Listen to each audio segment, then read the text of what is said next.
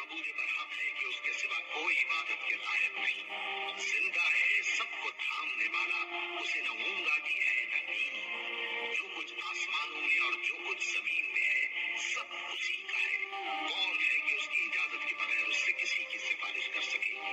جو کچھ لوگوں کے روبرو ہو رہا ہے اور جو کچھ ان کے پیچھے ہو چکا ہے اسے سب معلوم ہے، اور لوگ اس کی معلومات میں سے کسی چیز پر دسترس حاصل نہیں کر سکتے۔